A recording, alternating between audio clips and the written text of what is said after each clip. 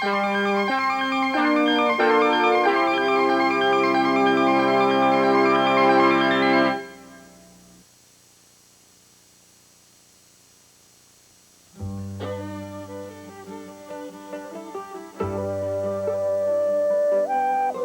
this is Tom Bodette. 20 years ago, my curious nature brought me to new frontiers. Well, now I'm heading out to track the journeys of earlier Americans who followed their own curious natures on America's historic trails.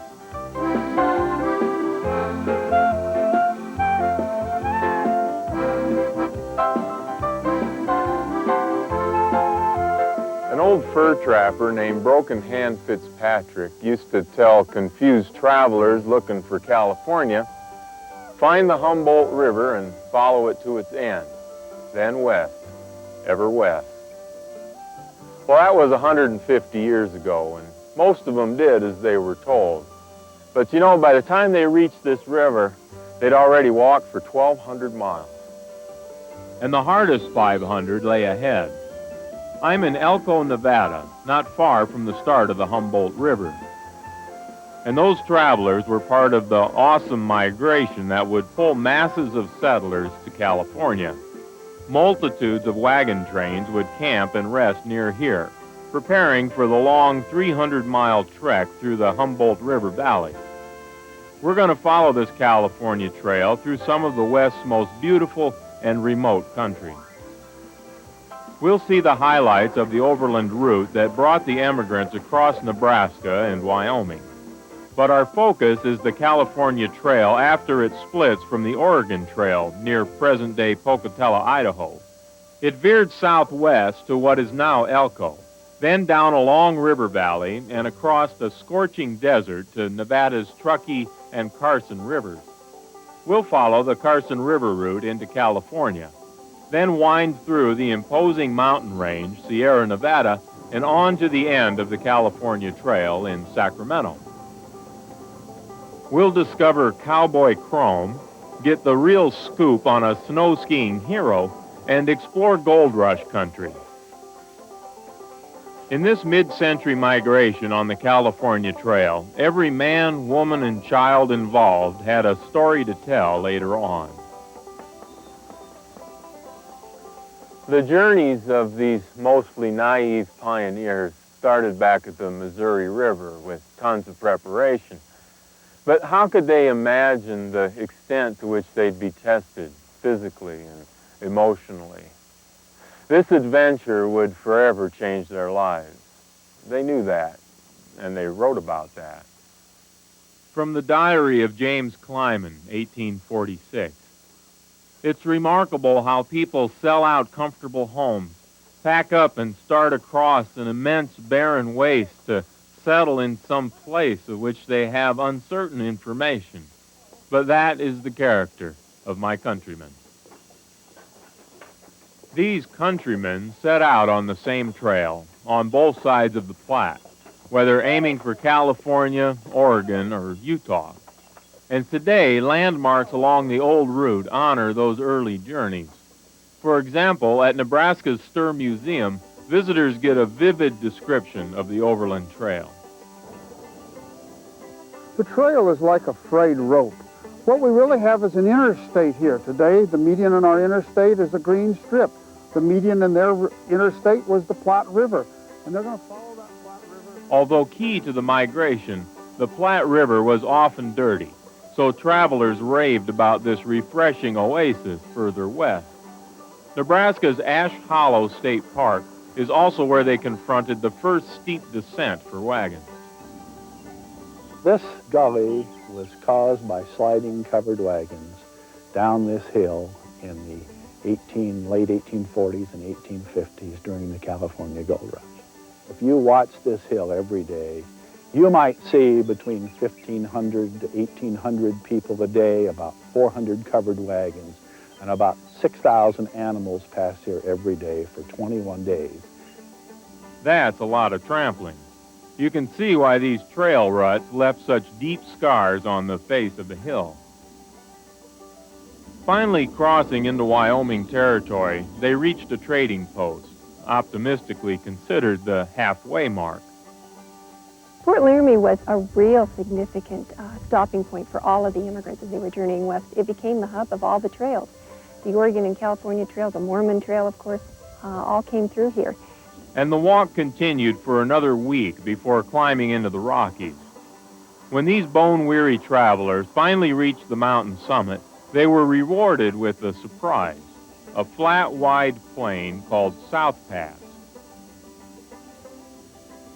Margaret Frink, 1850. We could hardly realize we were crossing the great backbone of the North American continent. The ascent was so smooth and gentle, and the level ground at the summit so much like a prairie. But it is here, after every shower, the little rivulets separate, some to flow into the Atlantic and others into the Pacific. Once they get through South Pass, bingo, they take off again. One trail for Montana, one trail for Oregon, a trail for California, and a little short trail down to Salt Lake City for the Mormons. There was actually an overland trail, all the trails running overland headed west. About 2,000 miles from this end of the rope to this end of the rope, and you're going to walk every foot of the way. By the time the emigrants reached this site of present-day Elko, they were changed. They'd wept as they dug graves, given birth, escaped cholera, and struggled to keep livestock healthy. They'd also traded ponies with the Sioux and the Shoshone, and fought to save precious flour and beans from rains and rivers. But they'd never tried to cross the 40-mile desert, and they'd never seen the Sierra Nevada. See, before a wagon trail was firmly set in this formidable mountain range, travelers needed skilled mountain men to lead the way. And there are countless examples of those experts relying on the guidance of the Indians. Well, the best example is at the 40-mile desert in 1844 when the Stevens-Murphy-Townsend party was trying to decide whether to take a direct cut across that desert to Sutter's Fort. This group met an aged Paiute whom they came to call Truckee because he kept saying it was okay for them to cross the 40-mile desert. And so he obtained the name Truckee, and they made the first crossing. Truckee is okay? Truckee is okay. Uh-huh. They did cross the 40-mile desert and with wagons for the first time, and they opened the California Trail. They took those wagons up the Truckee Canyon and over that great granite rock that is now Donner Pass. Today, Elko's streets run right over the old California Trail. And in the spirit of a rich legacy of cattle raising, merchants still cater to the working ranch and good horses.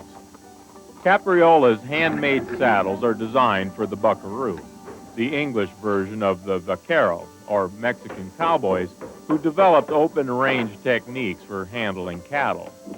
Capriola's owns a saddle made in 1900.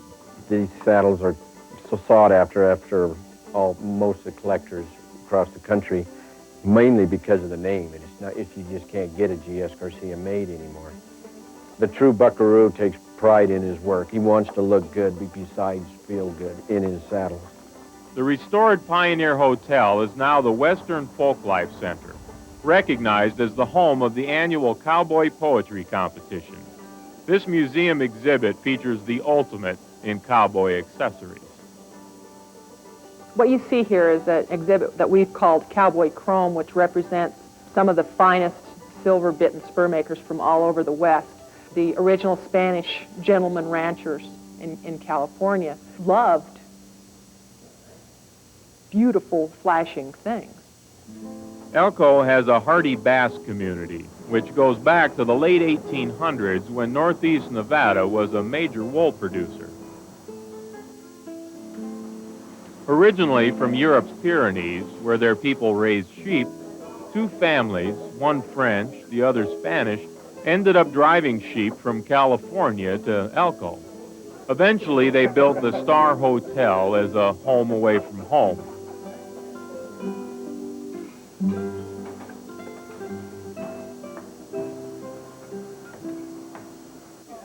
The restaurant still serves great Basque meals, family style.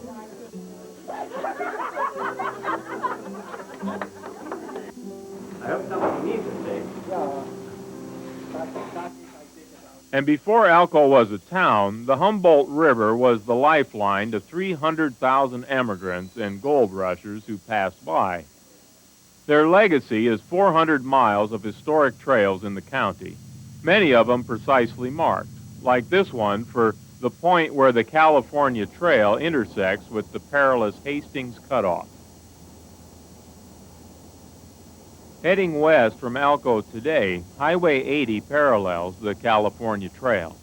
It passes alongside the Humboldt River Valley for more than 200 miles, then lands in the midst of what was the final grisly, non-stop, no-resting push to the Sierra Nevada.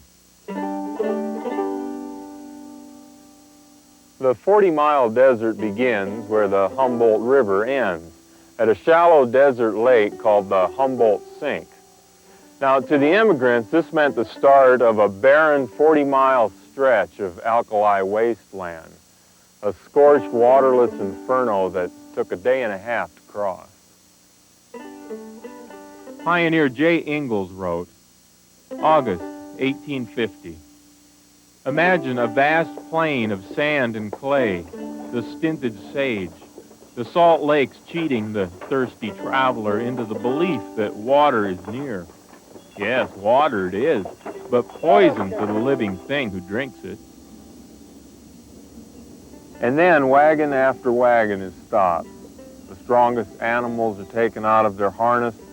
The most important effects are placed on their backs, and all hurry away, leaving property and dying animals behind, with but one object in view, that of reaching the Carson River before the boiling sun shall reduce them to the same condition. What could have been more welcome than the cool, life-saving water of Carson River? Ragtown was never a town, but emigrant diaries mention the spot on the river where they and their animals recovered. Ragged laundry dried on the trees and bushes. Near the site of Ragtown, the town of Fallon exists today, and its unpretentious county museum is worth the turn off the highway. It gives you an idea of what the thirst-crazed California-bound emigrants probably saw here. Occasionally, artifacts are still found on the 40-mile desert. And at that time, the Paiute Indians still lived part of the year in tule lodges built on the banks of the river. Just south of Fallon, our trail reaches Carson City, which was settled in 1858. In a few years, it became Nevada's capital. The Nevada State Museum holds big surprises. Among other attractions are its dioramas, lifelike replicas of Paiute and other native peoples from this region. The exhibit depicts life before the outsiders came, when the Indians subsisted on traditions like harvesting pine nuts. Carson City caters to travelers who enjoy the ambience of its pioneer legacy and historic relics. Now we've reached Genoa, Nevada's oldest settlement. The Mormons built a great trading post here in 1850. It's also the home of John Snowshoe Thompson.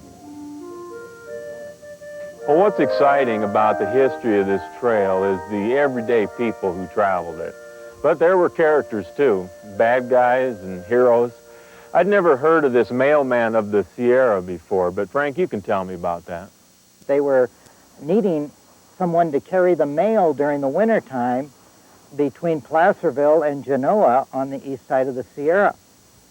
John, remembering skis as a young man, or snowshoes as they called them, built some himself out of oak. They were 10 feet long. They weighed about 25 pounds. The postmaster tried to discourage him and said, I have to advertise it, but I don't expect anybody to do it. He said, you'll die doing this. But the mighty Norwegian carried the mail for 20 years, saving lives, skiing hours for medicine, and modestly becoming a legend. At one time he said, I can go anywhere in the mountains, day or night, storm or shine, I can't be lost.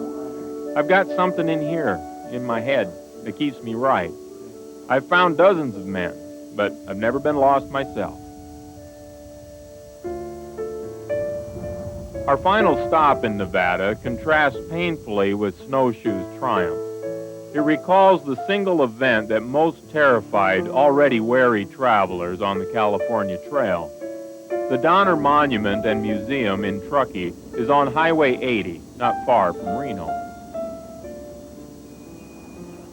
So hauling wagons and walking all the way to the Pacific Ocean is a mind-boggling proposition, just in terms of the number of mistakes you can make in a single day. For example, who do you believe when you're lost? Some half-crazed looking mountain man or a hot-off-the-press guidebook? The wrong answer could be deadly. On the edge of winter in 1846, a party of 91 people, including the George Donner and James Reed families, were set to take a Sierra shortcut they'd read about in Langsford Hastings' Emigrant Guide. A mountain man warned them vehemently the cutoff was untested, but they took it anyway and ended up snowbound for 5 months. As some of them perished, in desperation the others resorted to cannibalism. 42 people died.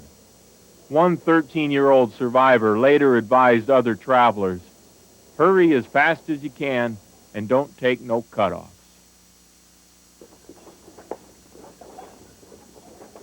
At last, we're going into the formidable barrier, the bastion that separates the California Trail from all other overland westward routes. The Sierra Nevada was explored for decades on horseback, but forging a trail suitable for wagons was another story. Besides, up until 1846, this mountain range was a part of a foreign country. California was owned by Mexico and heavily populated by Indians. Still, the word was spreading of rich farmland, endless beaches, and sunshine. By 1840, hundreds of curious souls east of the Mississippi were working up their nerve to go west. "How do you get to California from Missouri?" they'd ask. Lack of information didn't faze them much, even knowing that there was no established trail beyond the Rockies, no water through a killing desert, and nearly impassable canyons through the Sierra. They packed up. Many traveled by way of Oregon or New Mexico. The early arrivals went to buy land, often to John Sutter's fort. It was the only outpost in the area, and Sutter was building an agriculture empire and trading center in the Sacramento Valley. In 1844, on the advice of the Indian Truckee, Elisha Stevens' party crossed the 40-mile desert. Then they led their wagons over the Sierra and opened the California Trail. By the late 1840s, rumors of this treacherous journey to California had all but faded. Wagon after wagon pounded over the trail, which was well blazed and pretty well cleared, all the way to Sacramento. Just in time. In 1848, gold was discovered at Sutter's Mill. A few weeks later, the Mexican-American War ended, placing California firmly in the United States. Then, a group of Mormons going from Sutter's Mill to Utah discovered the trail we're on, the Carson River route, now Highway 88. Well, fortunately for the gold rushers, easier routes were opening up. By then, even the state government was determined to lure more settlers to California. In 1850 alone, 45,000 immigrants crossed the California Trail, twice as many as the year before. Our first stop in California is Sorensen's, where travelers and hikers can enjoy a hot meal right on the historic route. And if you want to see traces of wagon ruts and the actual trail, find a guide from the Oregon-California Trails Association. As you drive out of the High Sierra down into Motherlode country, a map is useful. Almost every one of these little towns celebrates some aspect of the gold rush or the California Trail. California's Motherlode was a strip of gold-bearing quartz 120 miles long. Well, by the end of 1849, 10,000 fortune-hungry men found themselves here living under dirtbag conditions and barely scratching up a living. Few of them hit it big. And the first prospectors rushed here to Coloma. It's now a state historic park with a replica of Sutter's sawmill right where James Marshall spotted those first flakes of gold. Champion gold panner and ranger Roseanne McHenry fills us in. With James Marshall's discovery of gold here at Coloma, January 24th, 1848. Once the news spread by the summer of 1849, people were diverting away from the Oregon Trail to head down into California in search of gold. And Coloma is where they were all coming. People came from every corner of the world. This is where the discovery was. This is where it all began. This is the very heart and soul of the California gold rush. The phrase, "I saw the elephant," has come to be legend. Where did that come from? What it meant to those who began to go westward was the elephant was an exotic sight. It symbolized something new, something very different, the adventure of a lifetime. And as people began to head west across the difficult lands on the way to California, they'd encounter different hardships and joys.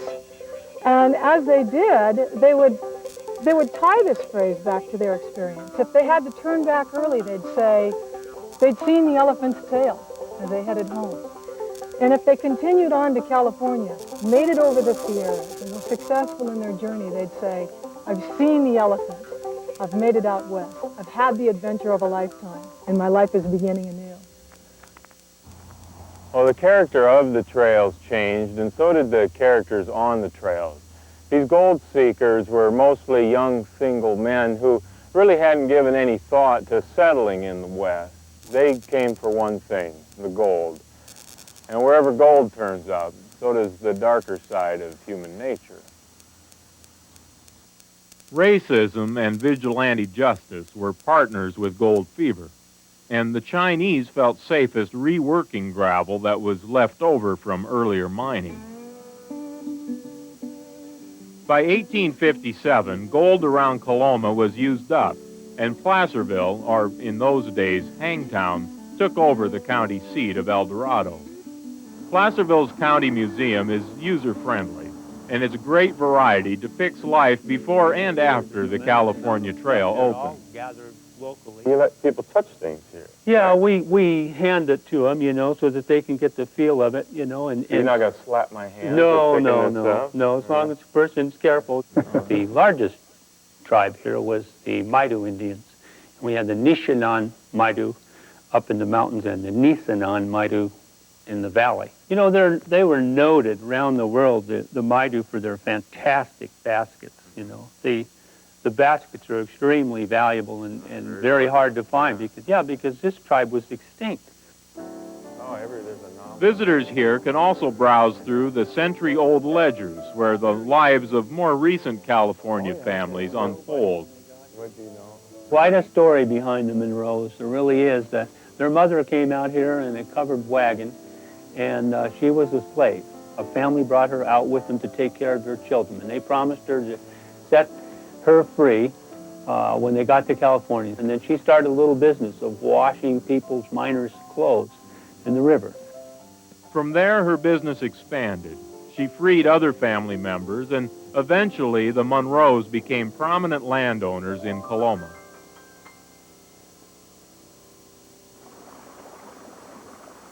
People still pan for gold in the streams in the hills. And a descent into Placerville's Gold Bug mine hints at a world of tunnels, shafts, and buried dreams. A rather cold and wet adventure.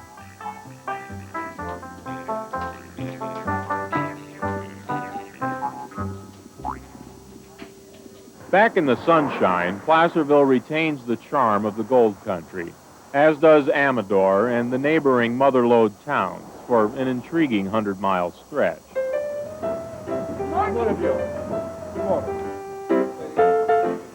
The restoration of Old Sacramento includes a tribute to a dramatic experiment, the Pony Express. And nearby stands a symbol of the railroad era, which stopped those ponies and silenced the overland trail. The impressive California State Railroad Museum holds over 20 shiny locomotives and railroad cars. That potential for adventure still brings out the kid in most of us.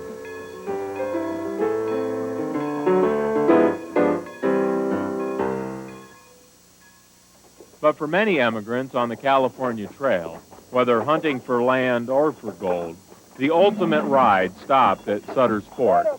It was a motivating destination all during the westward movement. The California Trail basically ended here. Sutter arrived here in 1839 and became a Mexican citizen to develop this area for Mexico.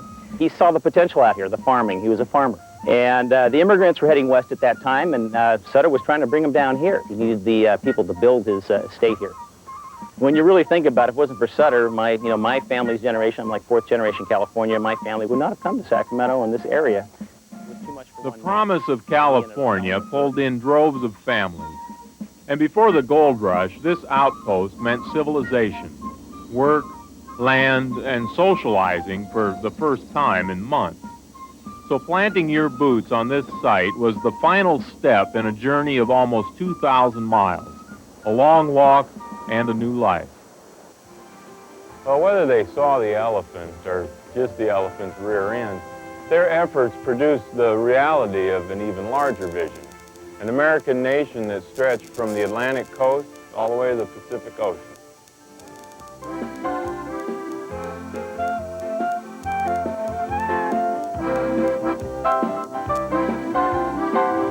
El Camino Real, which is Spanish for the Royal Road, didn't figure into my school history lessons. You know, and I don't know why, because this trail is America's oldest highway. Its recorded history alone goes back 400 years. We'll start the story in 1598, when a Spaniard by the name of Juan de Oñate led an expedition north from Mexico, which is right there, across the river. He forded the Rio Grande and probably shook out his boots right about here, in what's now El Paso, Texas. The trail reminds us that Spain governed what's now Texas and New Mexico for 250 years before Mexico took over. It wasn't until 1846 that the American Army invaded and added the territory to the United States. By then, Spain had not only settled the Southwest, but had traded on this route for centuries, bringing profound change to this continent. Starting in Mexico City and winding 1,600 miles north to Santa Fe, New Mexico, El Camino Real links two capitals once governed by the King of Spain. We'll follow the final stretch of Juan de Oñate's route, the 300 miles which became part of the United States. We'll start at El Paso on Mexico's border and drive north, mostly on Highway 25 to Santa Fe. The four-lane highway cuts through an astounding landscape, which has changed little in 400 years. With a few detours on the route, we'll visit an adobe world similar to the one early explorers found in this Pueblo Indian civilization. Also, we'll see the horses that changed the culture and sidetrack 30 minutes to a modern wonder in the midst of cattle and tumbleweeds. Without our big rivers, the Missouri, the Platte, the Humboldt, 19th century America couldn't have migrated westward with wagon trains. Well, it's a no-brainer. They needed water, just as the Rio del Norte, or the Rio Grande as we know it today, determined the north-south route from Mexico to Santa Fe. Mostly we're going to follow this river that at least once appeared to Oñate's wagon train company in the nick of time. For 6 weeks, he'd been moving north from what's now the state of Chihuahua, Mexico, leading a caravan that stretched for 3 miles. It included a contingent of soldiers, 130 families, 83 heavy wagons, and over 7,000 head of livestock. Finally, they reached the relentless sand dunes of the Samalayuca. Perez de Viagra wrote in his journal, "On the morning of the 5th day, we joyfully viewed in the distance the long-awaited waters of the Rio del Norte. Our men, their tongues swollen and their throats parched, threw themselves into the water and drank as though the entire river did not carry enough to quench their terrible thirst. The story of those parched colonists unfolds in paintings at El Paso Museum of History. And at the Chamizal National Memorial, this painting takes you back to the spring of 1598, a generation before the Pilgrims hit Plymouth Rock, when Oñate claimed these lands for Spain. He and his caravan encountered friendly Indians. They exchanged gifts and then sat down to a feast of duck, geese, and fish. The colonists gave thanks for arriving safely. Now, each spring, there's a public festival at Chamizal. And it's called the First Thanksgiving. The First Thanksgiving commemorates the actual feast that was held here on the side of the Rio Grande by the Spanish conquistadores as they were coming across to settle the new lands. And so the Spaniards felt welcome. The friars spread out to make Catholics of the Indians, and the new colonists began settling in. Their legacy remains as El Paso radiates its Mexican, Spanish, and Indian influence. From old missions to timeless landscapes and centuries of struggle, El Camino is a rich resource for Southwest artists. El Paso's José Cisneros is known for his paintings depicting colonial events and people. This world-acclaimed chronicler of American history takes pride in accurate detail. So you document the plant life as well as the costumes? And the animals and costumes and environment. You'll find Cisneros' work in galleries and bookstores along the Royal Road. And in neighborhoods, the murals reflect the heart of a city, with reminders of the past and warnings of the present. Wildly painted water towers, intricate sketches, public art is plentiful from El Paso to Santa Fe. Even El Paso's zoo gets into the historic picture. It has a unique collection of animals descended from those brought here by Oñate and earlier explorers. Paraje means campsite, the rare shady camping spot by water, which made travel bearable on El Camino Real. By the late 1600s, the road was a key trade corridor between Mexico and Santa Fe, and the Franciscans had used Indians to build missions in the pueblos. In El Paso, 3 old missions stand within 10 miles of each other. When Oñate's wagon trains passed near the site of Chapel San Elizario, the river was on the other side, forever shifting with floods over the years. Well, just 5 miles west is Socorro del Sur and the Tigua mission of San Antonio, or Isleta del Sur. Both were built here because of the Pueblo Revolt of 1680. That's when an army of Pueblo Indians drove the Spaniards out of New Mexico in a bloody push southward. It was a revolt against both church and state, the assumptions of authority, and particularly the assumptions of authority over native religions, and the fact that indentured labor was considered to be part of the conquest. The Indians had to pay tribute and give time. So not only was their structure threatened, their ideas of the sacred threatened, but their own whole worldview was threatened. And so faced with this threat common to all of them, they united for the first time and were able to drive the Spanish out. Some Tigua Indians became refugees, brought here by the Spanish against their will. But oddly enough, they've built a solid, caring community of 1,500 strong right within the modern city of El Paso. The Tiguas of Isleta del Sur have adapted greatly since settling here in 1680. The tribe's governor, Elias Torres, says their commitment is strong. City or no city around us, we are Indian and we continue functioning as a tribe. The main key is taking care of our elders and our children. The elders are the keepers of the traditional side of the village, and they're the ones that teach us what the past is about, where we come from. And it's important that we take care of our young children as well, because they will carry our tradition into the sunset and will make sure that this tribe survives. With less struggle, the legacy of El Paso's Spanish survives. A tour of the McGoffin home puts us in the family house of a successful 19th century trader. The Royal Road has always been a trade corridor, first for the Pueblo people, then for the Spanish, and then for merchants from around the world like McGoffin. Leaving El Paso and Texas behind, our route leads us to New Mexico for the rest of the trip. It's 40 miles to Mesilla, once a crossroads of El Camino. Tourists enjoy the old plaza and the Double Eagle restaurant. It's on the National Historic Register. People look at this building from the outside and see brown stucco, and the inside, they're always shocked.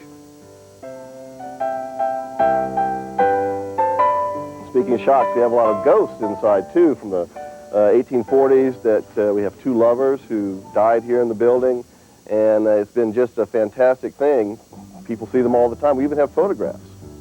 The plaza is where a treaty was signed after a long conflict over who should own New Mexico: Texas, Mexico, the United States, or Spain.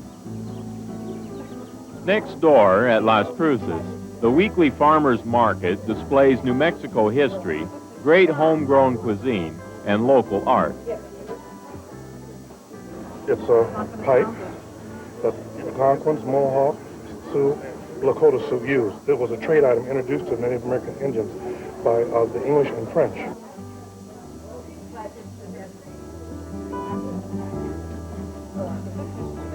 Next, historic Fort Selden. Way back in Oñate's day, this site on the Rio Grande was a life-saving camping place.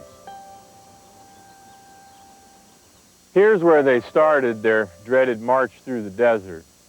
Now, traveling the Jornada del Muerto, or Journey of the Dead, was a lot quicker than going up through the mountains and dragging their 2-ton carts through canyons and across quicksand and floods. Of course, it was quicker if they survived. When Juan de Oñate was coming through here in 1598, he had about 129 men with him, and one of those men was Pedro Robledo. And apparently he either fell or was thrown off his horse and landed on a Spanish dagger, which is this thing right here beside me. And apparently it pierced his thigh, and he never recovered from it. And he died. And he was buried in the vicinity of this area, therefore the mountain got its name, Robledo Mountain.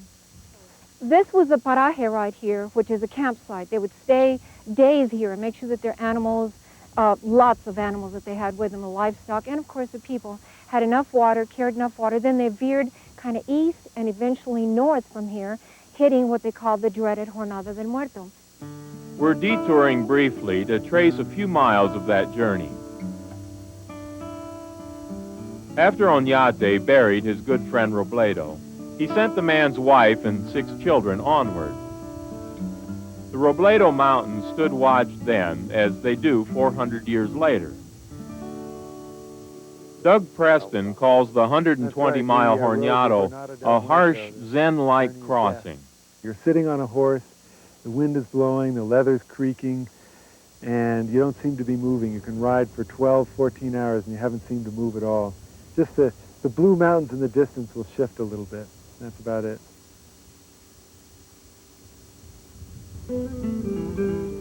But you can sure tell when we're moving. Further north, Elephant Butte Reservoir is part of the dam that finally tamed the Rio Grande. Water is a constant worry in the desert. Yet today, because of modern control of the river, thousands of birds live at Bosque del Apache, or Forest of the Apache. It's now a refuge and breeding grounds for waterfowl.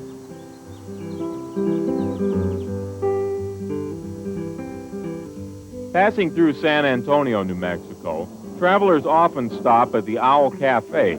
It's on the historic register, but best known for green chili hamburgers.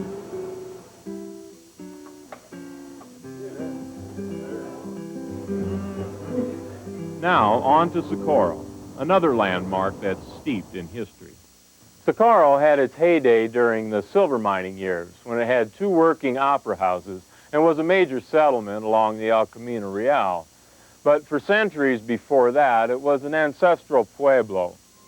And in 1598, when Oñate's exhausted caravan reached here, the Indians gave them food and water.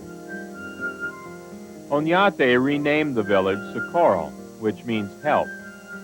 Fedez Viagra wrote, "They are quiet, peaceful people of good appearance and excellent physique, alert and intelligent. They live in complete equality, neither exercising authority nor demanding obedience."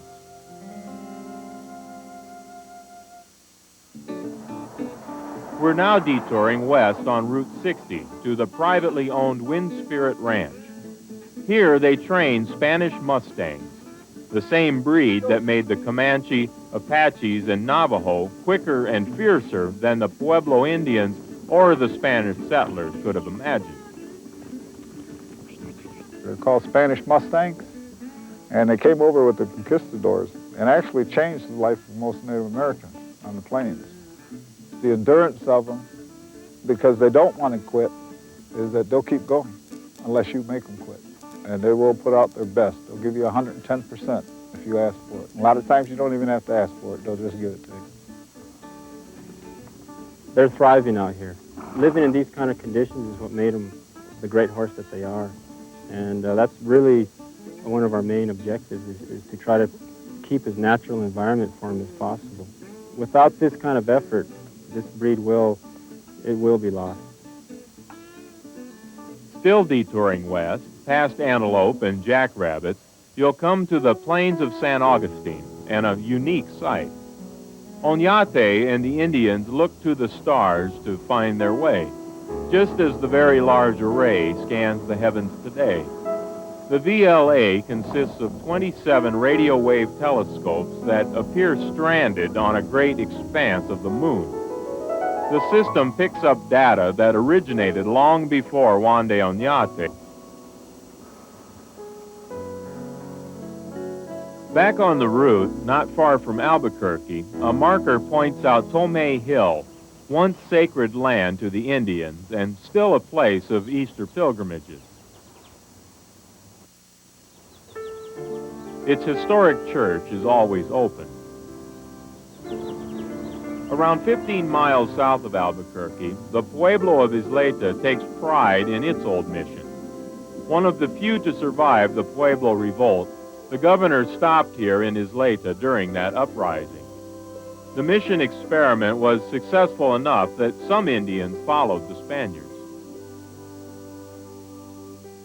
Oñate's party passed up the site of Albuquerque and camped just north of here. But then in the 1690s, the Spanish returned to reconquer New Mexico, and one of the town haciendas was used as a supply base. It's hard to imagine the reconquest after Spain took such a beating 12 years earlier. There's some indication that the alliance that was forged between these groups that had never before been in an alliance fell apart once their common enemy had left. Without facing a united army, the Spanish had an easier time taking over. 10 years later, Spanish families moved in and the Villa de Albuquerque was founded. Established as a royal villa, Albuquerque became the main Spanish settlement in the Rio Abajo, or the lower river. Today, Old Town maintains boutiques, museums, the church, and a 200-year-old hacienda.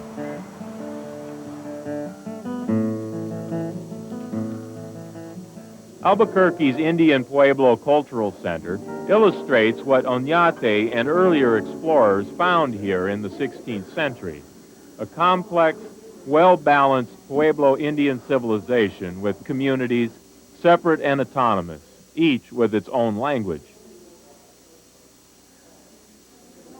The Pueblos basically have the same culture, except with language. There are several languages today. The three basic languages are Zuni, Kerisan, and Tanoan. So Most of the Pueblos, I would say, are bilingual or trilingual, multilingual. The Pueblo Indians have not been really recognized by the American public mainly because they have always been peaceful. You know, the American people like excitement and all these kind of things like the TVs and movies portray. The restaurant's Indian food includes fried bread and pozole. The center is a great place to explore Pueblo culture, since some Indian Pueblos welcome outsiders, but others prefer their privacy. Half a century before Oñate's colonizing expedition arrived, Spanish explorer Coronado had discovered a great place to spend the winter.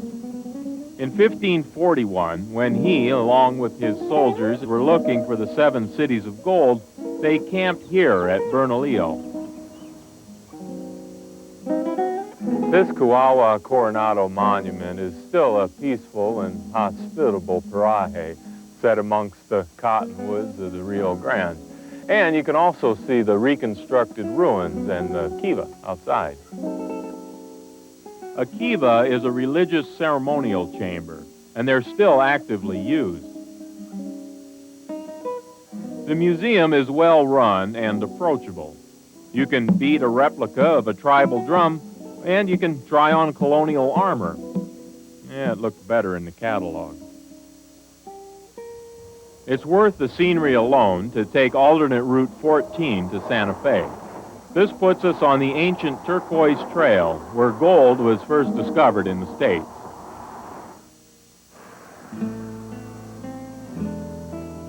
The village of Madrid is no longer a secret. It's a nice little town that welcomes tourists, and its old coal mine is the real thing.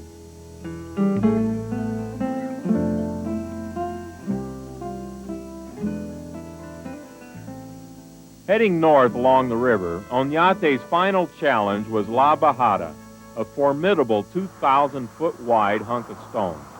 Today, our highway cuts right through it. Oñate's last stop on the El Camino Real was more primitive than this one. But for modern travelers, the El Rancho de las Golondrinas, or the home of the swallows, is the perfect hacienda and a good place to take a break. Here we can really picture early colonial life. The area of this 200-acre ranch was first settled around the 1650s, and then, like most Spanish settlements, was abandoned because of the Pueblo Revolt, but they came and reclaimed it in 1695. Nearing Santa Fe, El Camino Real becomes County Road 66, winding through rural life along the Rio Grande. Each June, several pueblos honor the road with a procession, stopping at 7 churches on the way to Santa Fe. Jose Viega teaches his children that El Camino preserves their past. The reason why we start the procession here in the Capilla de San Antonio in La Cieneguilla is because this is an old Spanish land grant. It goes back to 1698. And we like to bring back the history, the true historical perspective of New Mexico history back to the kids. That's why we start here. They're walking with Mother Earth.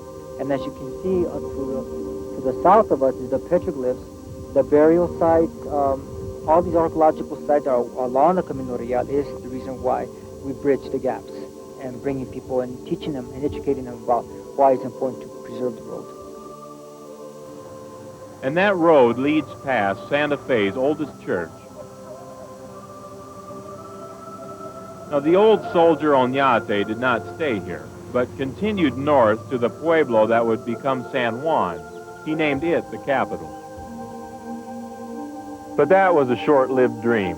Oñate was replaced, and the new governor, Pedro de Peralta, named Santa Fe the capital city of the province of New Mexico, and that was in 1610. Around that time, this central plaza was laid out by the King of Spain. It hasn't changed much in almost 400 years. Descendants of the early Pueblo Indians line the portals of the governor's palace. They carry on their centuries-long tradition of trade, selling beautiful, authentic handmade items. The Palace of Governors is the oldest Capitol building in the United States, and its courtyard is a remnant of the original grounds. Over the years, Santa Fe's art scene has expanded, and Canyon Road is now a posh but varied tangle of galleries, shops, and restaurants. An incredible assortment of exhibits portrays the Southwest past. For example, the Museum of Indian Arts and Cultures has a fine collection of Southwest pottery. Next door, the whole world turns playful in a riveting folk art museum.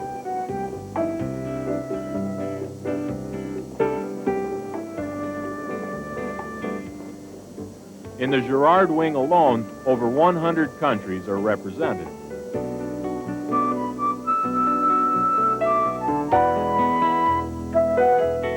At Doug Preston's ranch above Santa Fe, I'm reminded of the impact of this amazing trail. Why wasn't El Camino in my school books? It should have been. In my opinion, it's far more significant than the Santa Fe Trail or the Oregon Trail or the California Trail. I mean, the Santa Fe Trail was only in existence for 50 years. The Camino Real was in existence for 400. It was the first European road in North America, and the first permanent European settlers in what would become the United States came up on that trail. The first iron to enter the United States came on that trail. The first real cattle drive in the West was on that trail. I think the Spanish settlers have been overlooked. 1598 was when Oñate first settled New Mexico, and that was 22 years before the Pilgrims landed at Plymouth Rock. Santa Fe marks the end of El Camino Real, America's oldest historic trail. The oldest and the most visible. It's visible through its Native American heritage. It's visible in its Mexican and Spanish culture. And most of all, it's visible in the way the landscape seems so remarkably unchanged and is much like the way the early European visitors must have found it on their quest for gold and for power. Well, they stayed, but we've got to go. Join us next week on California's Mission Trail, from Los Angeles to San Miguel. I'm Tom Bodette. Thanks for joining me on El Camino Real. I hope I see you again on America's historic trail.